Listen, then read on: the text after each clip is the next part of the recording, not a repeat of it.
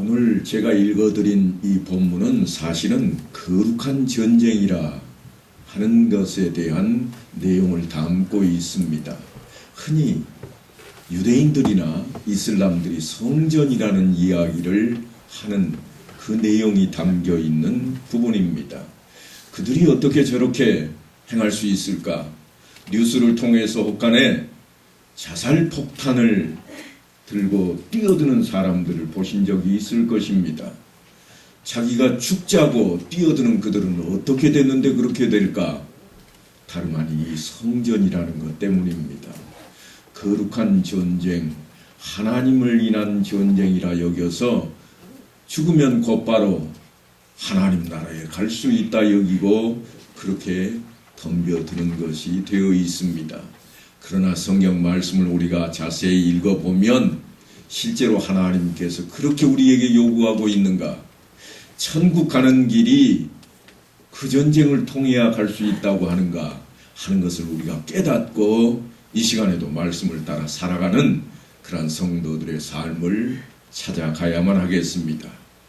오늘 이 소식을 유심히 살펴보면 우리가 이 말씀을 통해서 은밀해야만 할 그러한 내용들로 가득 채워져 있습니다. 가장 기본이 되는 말씀이 뭔가 하면 하나님께서 동행하신다. 그 내용이 이 거룩한 전쟁이라고 하는 말씀 속에 담겨 있습니다. 하나님께서 함께 하신다고 하는 겁니다. 엄청난 말씀입니다. 네가 나가서 적군과 싸우려 할 때에 말과 병거와 백성이 너보다 많음을 볼지라도 그들을 두려워하지 말라. 애굽 땅에서 너를 인도하여 내신 내 하나님 여호와께서 너와 함께 하시느니라. 그러니까 싸움터에 나가는 그 자리에 하나님께서 함께 하시겠다고 하는 약속이 이 전쟁이 누구에게 있다고 하는 약속이 되는가 하면 여호와께 있다고 하는 약속이 되는 겁니다. 뿐만이 아닙니다. 싸울 곳에 가까이 가면 제사장들에게 해야 할 일이 주어졌습니다. 백성들에 나아가서 먼저 제사장들이 선포해야 될 말씀이 있는데 그 말씀이 뭔가 하면 거룩한 전쟁이라 하고 이 전쟁에 대한 시작을 알리는 이야기입니다. 이스라엘아 들으라. 너희가 오늘 너희의 대적과 싸우려고 나왔으니 마음에 겁내지 말며 두려워하지 말며 떨지 말며 그들로 말미암아 놀라지 말라. 너희 하나님 여호와는 너희와 함께 행하시며 너희를 위하여 너희 적군과 싸우시고 구원하실 것이라. 제사장이 반드시 이 전쟁의 시작을 알리는 그 말씀을 선포하고 전쟁이 시작이 되는 것입니다. 이 말씀이 선포되고 나면 그 다음에 이어서 책임자들이 백성들 앞에 나섭니다. 그리고 책임자들, 다시 말해서 지도자들이 백성들에게 하는 이야기가 있습니다. 그게 뭔가 하면 새집을 건축하고 낙성식을 아직 못한 사람이 있느냐? 포도원을 만들어 놓고 그 과실을 아직 한 번도 따먹지 못한 사람이 있더냐? 여자와 약혼하고 아직 결혼을 못한 사람이 있느냐? 두려워서 마음이 허약한 자가 있느냐? 만일 그렇다면 너희는 돌아가라. 거룩한 전쟁입니다. 그래도 전쟁이잖아요. 전쟁은 누가 있어야 되는가 하면 싸우는 군사가 있어야 되는데 군사를 모집하면서 하는 이야기가 마음에 안 드는 사람들 다 돌아가라는 겁니다. 이래가지고 어떻게 전쟁이 될까요? 그럼에도 불구하고 집중할 수 없는 사람들은 모두 돌아가게 만들고 있습니다. 무엇에 집중하는가 하면 여호와 하나님께 집중하는 겁니다. 전쟁은 여호와께 있으니 하나님께 집중할 수 있는 사람만 나서라는 겁니다. 숫자 가지고 싸우지 않겠다. 이게 하나님의 선포입니다. 결코 어리숙한 사람들이 거룩한 전쟁에 도움이 되지 않기 때문입니다. 전쟁은 숫자에 있지 않다고 일찌감치 우리에게 전해 주었던 용사한 사람이 있습니다. 누구라도 잘 알고 있는 골리앗 앞에 섰던 다윗입니다. 당시에 다윗은 소년이었는데 그가 뭐라고 외쳤는가 하면 여호와의 구원하심이 칼과 창에 있지 아니함을 이 무리에게 알게 하리라. 그리고는 물맷돌을 들고 쫓아나갑니다. 그저 짐승들 쫓아낼 때 양과 염소를 키우면서 그거를 보호하기 위해서 사자나 늑대나 이런 짐승들을 쫓아낼 때 썼던 돌조각 몇 개 들고 전쟁터에 뛰어들고 있습니다. 그리고서는 그가 하는 말이 뭔가 하면 전쟁은 여호와께 속한 것인즉 그가 너희를 우리 손에 넘기시리라. 나는 하나님을 믿는다. 나는 하나님 말씀을 믿고 나아갈 것이라. 그렇게 지금 외치고 있습니다. 요즘 전쟁 이야기가 우리 앞에 날마다 들려옵니다. 강대한 나라 러시아가 무기를 가지고 따져봐도 잽도 안 되는 한 나라를 향해서 공습을 가해야 됩니다. 싸움은 이미 시작이 됐고 모두가 생각하기를 이 전쟁은 사흘이면 끝날 것이라. 누구나 다 그렇게 생각했습니다. 그런데 한 달이 넘는데도 불구하고 전쟁이 끝나지 않고 있습니다. 아니 오히려 그 막강한 군대를 가진 러시아가 한쪽만 집중하겠다고 다른 싸움터에서 쫓겨나다시피 물러나 버리는 현상이 우리 앞에 펼쳐져 있습니다. 이 전쟁은 어떻게 될까요? 믿지 않는 사람들의 전쟁이니까 사람들 마음대로 행하고 있을까요? 믿지 않는 자들의 세상일지라도 여전히 하나님의 섭리 아래 있음을 우리는 꼭 기억해야만 할 것입니다. 다윗이 소년인데도 불구하고 무엇을 근거로 전쟁은 여호와께 속하였다 그렇게 외치고 있는가 하면 이스라엘 군대의 하나님의 이름으로 내게 나아가노라 하고 외치는 모습을 볼 때에 만군의 여호와 이름을 근거로 삼고 그가 그렇게 외쳤던 것입니다. 그러니까 다윗이 나중에 시편을 통해서 외치고 있는 말씀을 보면 뭐라고 하는가 하면 이럽니다. 어떤 사람은 병거, 어떤 사람은 말을 의지하나 우리는 우리 하나님 여호와를 그의 이름을 자랑할 것이라 그렇게 외치고 있습니다. 그러니까 병거나 혹은 말을 자랑하지 말자, 무기 자랑하지 말자고 하는 겁니다. 전쟁이 무기를 얼마나 최신형으로 확보하는 데 있지 않고 여호와 하나님께 달려있다고 그는 일찌감치 그렇게 외쳤습니다. 오직 하나님의 이름을 의지했습니다. 그의 신앙은 사실 그가 죽을 때에 다시 한 번 더 우리 앞에 강하게 어필을 합니다. 유언에서 아들에게 이렇게 외칩니다. 내 하나님 여호와의 말씀을 명령을 지켜 그 길로 행하여 그 법률과 계명과 율례와 증거를 모세 율법에 기록된 대로 지키라. 그리하면 내가 무엇을 하든지 어디로 가든지 형통할지라. 하나님 앞에 반드시 있으라고 하는 것이었습니다. 모세 율법에 기록된 말씀을 그 아들에게 끄집어내놓고 있습니다. 그러니까 오늘 본문의 이 말씀이 사실은 그 신앙의 근거가 되었다고 하는 겁니다. 내 아들아, 네가 전쟁터에 나갈지라도 하나님을 떠나지 말라. 그러면 형통할 것이라. 왜냐하면 애굽 땅에서 너희를 건져내셨던 그 하나님, 그 막강한 군대를 물리치시고 처단하셨던 그 하나님이 너의 아버지로 내 앞에 있지 아니하냐. 그래서 동행하시는 하나님, 함께 하시는 하나님이 우리에게 너무나 중요합니다. 이처럼 이스라엘 백성들은 거룩한 전쟁을 치름에 있어서 이제 하나님께서 명령하신 대로 그 절차를 다 지킵니다. 먼저는 제사장이 전쟁에 대한 선포를 하되 하나님께 이 전쟁이 달려있다고 외칠 때 아멘 하고 화답할 것이요. 너희 중에 집을 짓다가 온 자가 있느냐? 너희 중에 장가 들다가 온 자가 있느냐? 너희 중에 과수원을 만들다가 온 자가 있느냐? 아니 너희 중에 마음에 힘이 두려움이 있어서 싸우지 못하게 하겠다고 생각하는 자가 있느냐? 그렇다면 다 돌아가라. 그렇게 그 절차를 따라 이제 하나님 앞에 백성들이 모여 있습니다. 그 백성들 앞에 주어진 하나님의 말씀이 뭔가 하면 아주 놀랍고 참담한 그런 말씀이 전해집니다. 네가 어떤 성읍으로 나가서 치료할 때에는 그 성읍에 먼저 화평을 선언하라 하고 10절에는 기록이 되어 있습니다만, 사실 이스라엘 백성들이 젖과 꿀이 흐르는 땅에 들어갈 때는 이 말씀이 그들에게 합당한 말씀이 되지를 못합니다. 왜 그런가 하면 이 말씀과는 완전히 상반된 말씀이 하나님의 입을 통해서 그들에게 전해졌기 때문입니다.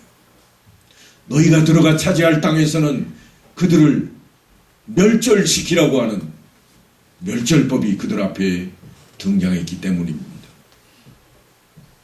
신명기 20장에는 그 유명한 멸절법이 우리 앞에 전해집니다. 그 민족, 다시 말해서 이 민족들을 칠 때에는 아무도 살려두지 말라고 하는 겁니다.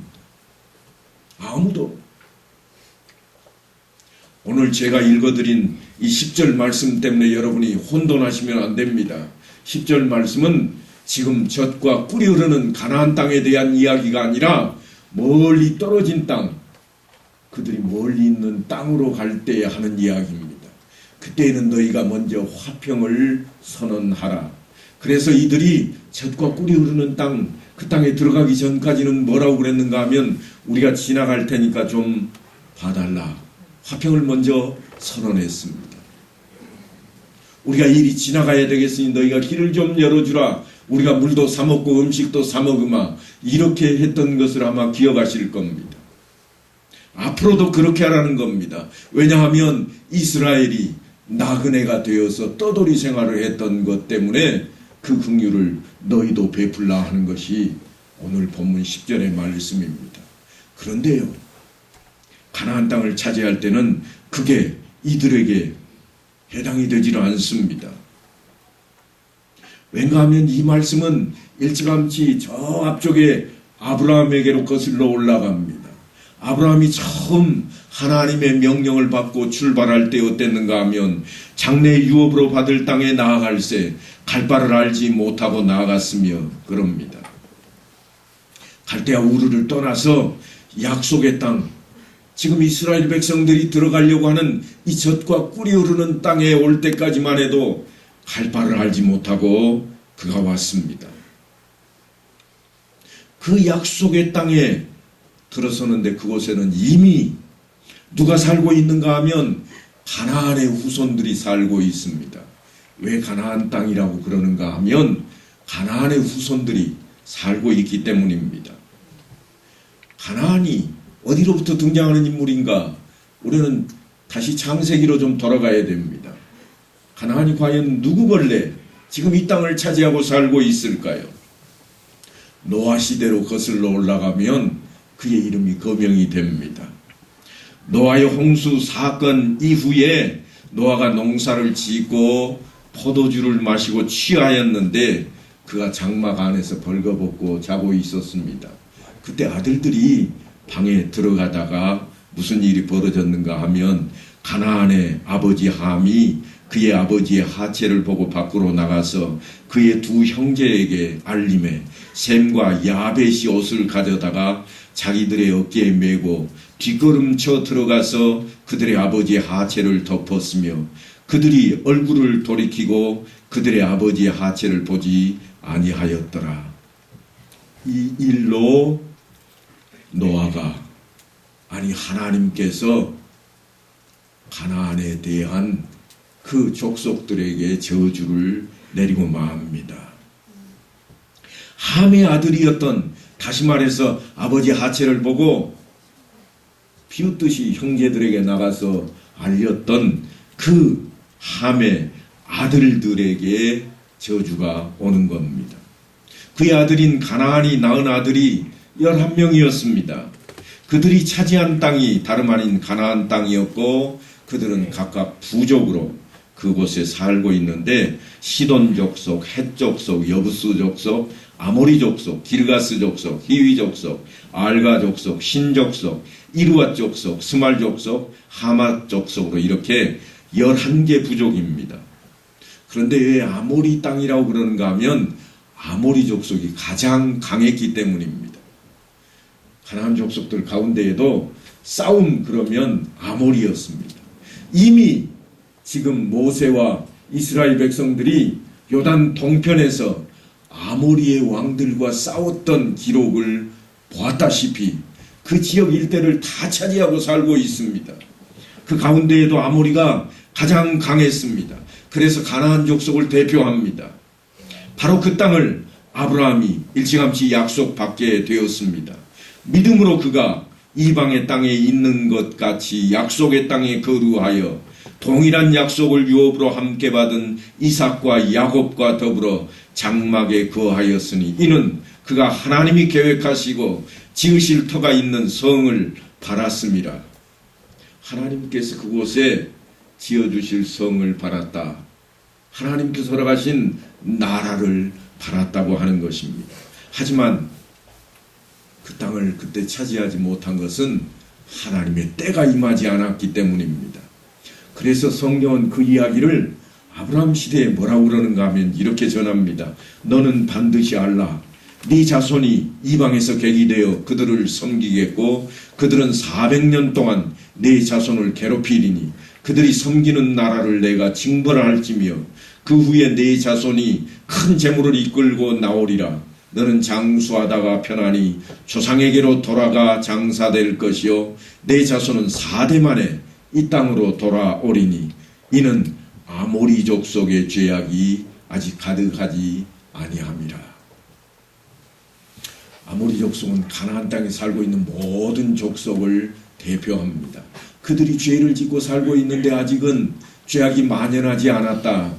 만연할 때가 될 것인데 그게 언제냐? 아브라함 너의 4대 후손 때쯤 될 것이라. 그 기간은 400년이 흘러갈 것인데 그때에 와서 그 땅을 차지할 것이라. 요즘 대수로 착각하시면 안 돼요. 요즘은 그저 이제 우리가 나이가 좀 많이 장수하기 시작했습니다만 제가 젊었을 때까지만 해도 40 넘으면 많은 분들이 돌아가셨습니다. 그러면 한 대가 20년밖에 안 되는 거예요. 400년인데 4대라고 하는 말은 오래 살던 시대의 이야기입니다.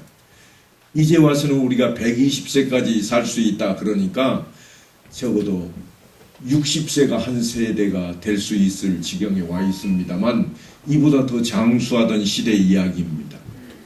하나님께서 아브라함에게 약속하신 땅이 다름 아닌 후대에 갔어야 차지할 땅이라고 하는 것이었습니다.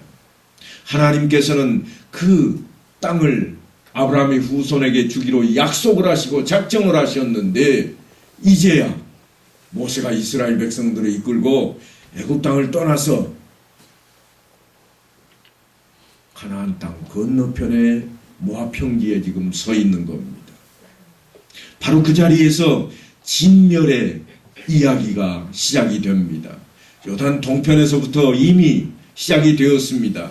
아모리 왕 시온과 바산 왕 옥과 마게다 굴에 숨어있던 아모리 왕 5명을 끌어내어서 죽일 때에 진멸했던 이야기가 성경에 기록이 되어 있고 우리가 학교 다닐 때 배우는 세계사 속에는 아모르라 그렇게 표현을 해놓기도 했습니다. 제국을 세울 만큼 그들은 강력한 군사력을 가지고 힘도 있었던 그러한 족속입니다. 하지만 모세가 그 아모리 왕 시온을 때려 눕혔고 급기야 그 소식은 저 요단강 건너편에 있는 가나안 땅에 전해졌을 것입니다. 우리 중에는 제일 싸움을 잘한다는 짱이 무너졌다. 그 소식이 전해졌을 것입니다.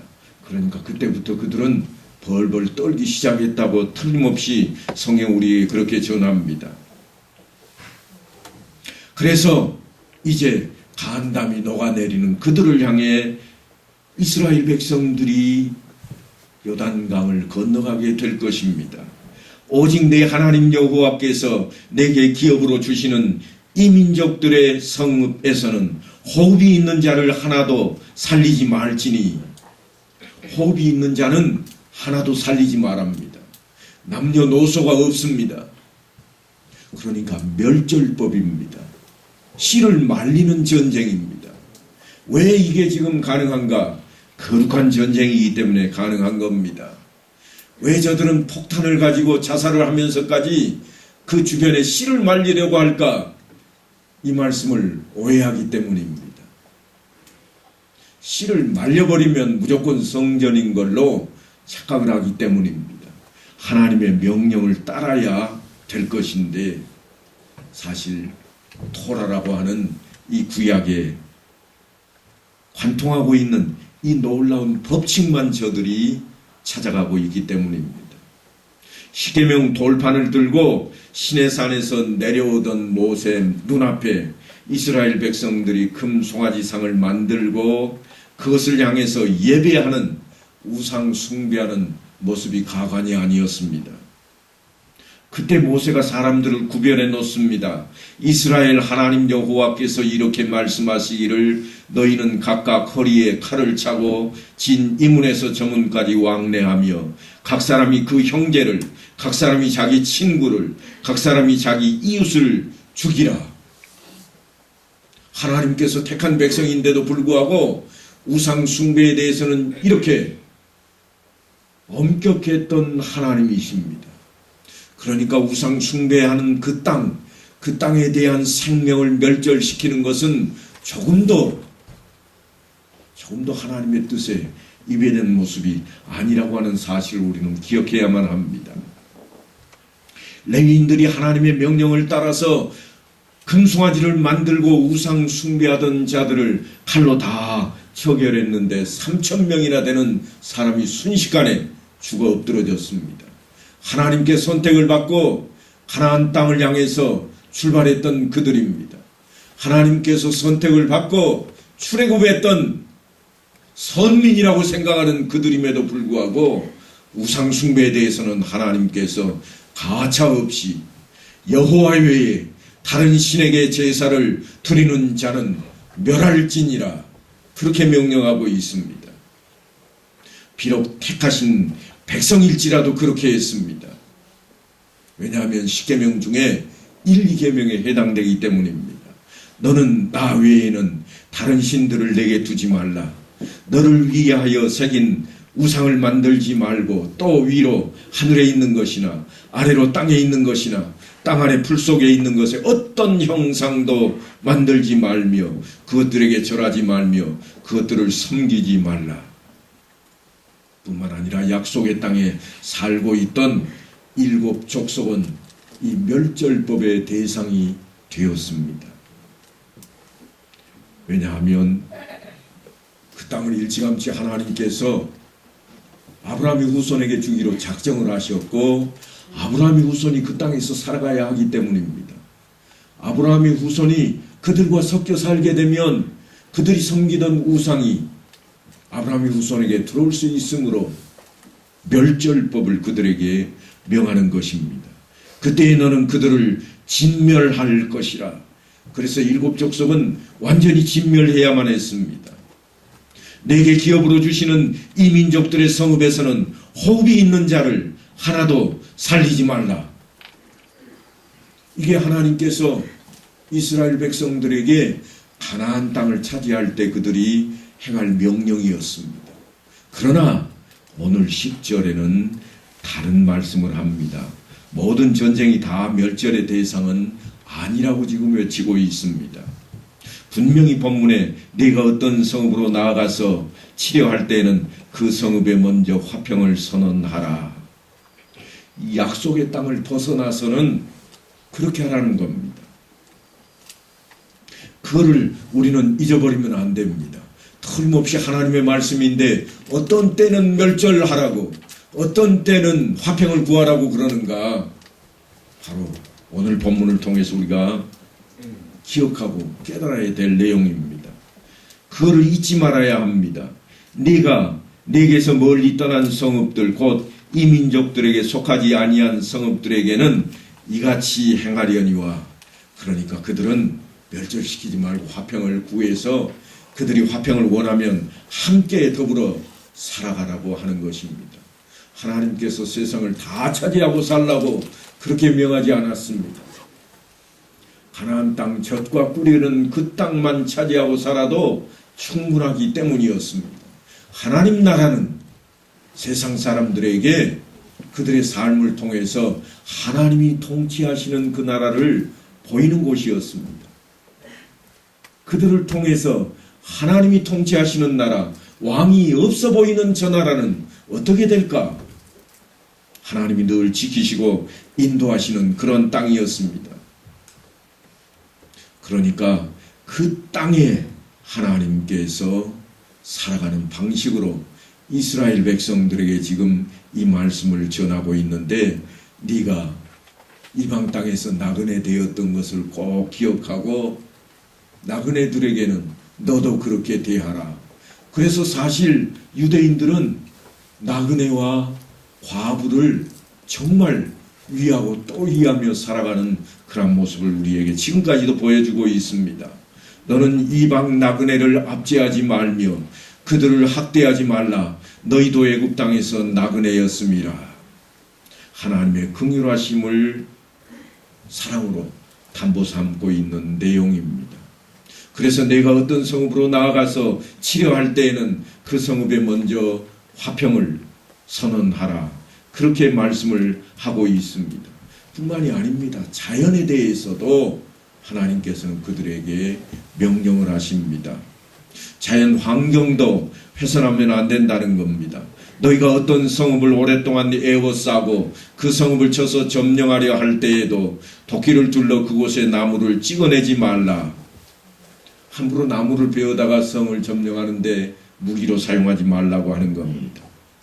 하지만 그렇다고 그러면 그들이 나무를 찍어다가 쓰지 못하게 절대 금했는가? 그렇지는 않습니다.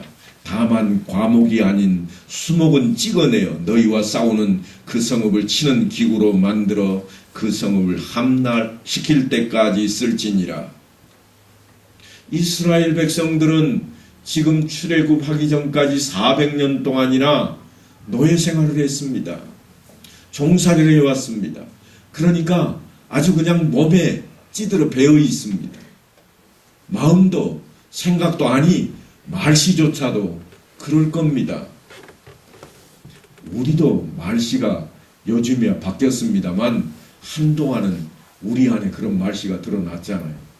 그저 어르신들 만나면 아침 인사가 뭐였습니까? 진지 드셨어요? 왜요? 밥 못 먹는 때가 있었으니까요. 그게 인사였습니다. 우리 인사 중에 가장 내놓는 인사가 뭡니까? 안녕하세요. 죽지 않고 살아있냐 그 말이에요.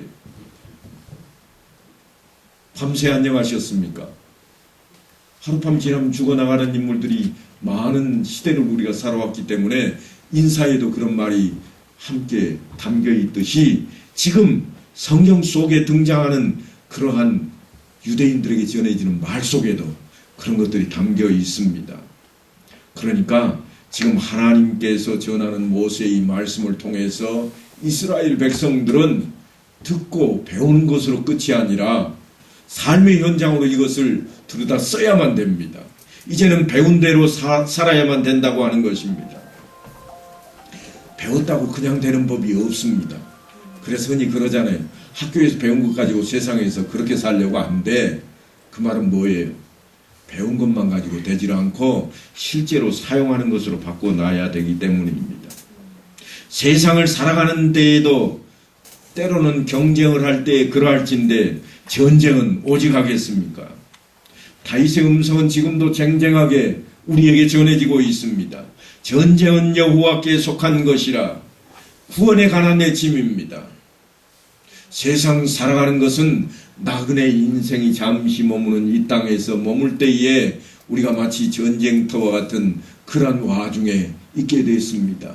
그러할지라도 다윗이 우리에게 교훈하는 바는 무엇인가? 너희의 세상살이는 하나님께 속한 것이라. 전쟁은 여호와께 속한 것이니 어떻게 살라는 거예요? 구원이 하나님께 속하였다. 그러니까 누구 뜻대로 살아야 되겠는가? 금방 답이 나옵니다. 내 마음대로 살아서 되는 게 아닙니다. 하나님의 구원하심이 우리의 어떤 공로나 우리의 어떤 실력으로 인해서 오는 것이 아니라 여호와 하나님의 은혜로 말미암은 것이니 그 은혜를 구하고 우리가 그 앞에 나아가야 될 것이라고 하는 것입니다. 여호와의 구원하심이 칼과 창에 있지 아니함을 이 무리에게 알게 하리라. 사도 바울도 그 이야기를 우리에게 이렇게 증거합니다. 우리가 이 보배를 질그릇에 가졌느니라. 우리가 보배라는 이야기가 아닙니다. 이 보배를 질그릇인 우리 안에 가졌다. 그러면 보배가 누구인가요? 보배는 틀림없이 이는 심히 큰 능력은 하나님께 있고 우리에게 있지 아니함을 알게 하려 하심인데, 그 보배가 누구를 통해서 우리에게 드러나고 있는가 하면 어두운 데에 빛이 비치라 말씀하셨던 그 하나님께서 예수 그리스도의 얼굴에 있는 하나님의 영광을 아는 빛을 우리 마음에 비추셨느니라. 그러니까 보배는 우리가 아닙니다. 예수 그리스도입니다. 그 보배를 우리 안에 가져야 되겠다는 겁니다. 전쟁은 여호와께 속하였나니, 동일한 말씀으로 이 말씀을 다시 바꿔보면 구원은 누구에게 속했어요? 예수 그리스도께 속해 있는 겁니다. 그래서 예수님께서 하시는 말씀이 그런 말씀이잖아요. 내가 곧 길이요 진리요 생명이니 나로 말미암지 않고는 아버지께로 올 자가 없느니라. 단언을 해버리십니다. 그런데 그 주님께서 우리를 향해 뭐라고 그러시는가 하면, 그 영광스러운 빛을 가지고 있던 그 주님, 예수 그리스도의 얼굴에 있는 하나님의 영광을 아는 빛이 틀림없이 그리스도 예수 안에 있었고, 그가 보배가 되어서 우리 안에 있게 되었는데, 우리를 향해서 예수 그리스도께서 외치신 말씀이 뭔가 하면 너희는 세상의 빛이라. 어떻게 살아야 할 것인지를 우리에게 말씀하고 있습니다. 너희가 이제부터는 세상의 보배다. 아니, 조금 더 확실히 말씀하자면 너희는 너희 안에 있는 보배를 좀 밝게 빛나게 드러내는 그런 그릇이 되어라. 그런 표현입니다. 그러니까 내 속에, 내 안에 담겨있는 보배 이야기입니다. 내 그릇이 아무리 보잘것없는 그러한 흙그릇, 아니 나무 그릇이라 할지라도 내 안에 보배가 담겨 있으면 나는 보배의 함이 되는 겁니다. 내 안에 무엇이 담겨 있는가가 중요합니다. 요즘은 사라졌습니다만 옛날에 그 술도가지처럼 만들어가지고 똑같은 도가지를 장군이라고 불렀습니다. 술장군. 그런데 그곳에 다른 걸 담으면 뭐가 됐어요? 똥장군도 됐다고요. 무엇이 안에 들어있는가에 따라서 바뀌어버립니다. 우리 안에 무엇이 들어있는가? 말로만 나 예수 믿어요. 그러지 마시고 내 안에 있는 예수 그리스도가 드러나야 되는 거예요. 어떻게 드러날까요? 내게 보고 배운 것을 그대로 행하라. 그럴 때에 드러나는 것입니다. 사랑하는 성도 여러분, 왜 전쟁이 여호와께 속하였다고 하고 왜 구원이 예수 그리스도께 속하였다고 하는지를 깨달아서 이번 한 주간 동안도 정말 왜 나의 삶이 하나님 안에 속해 있는지를 살피시고 나를 통해서 그리스도가 드러나고 나의 삶을 통해서 내가 하는 행동, 내가 하는 언어 하나를 통해서도 예수 그리스도가 드러나게 되므로 너희는 세상의 빛이라 하신 주님의 말씀이 실현되는, 성취되는 그러한 역사가 우리 중에 있게 되기를 간절히 축원합니다.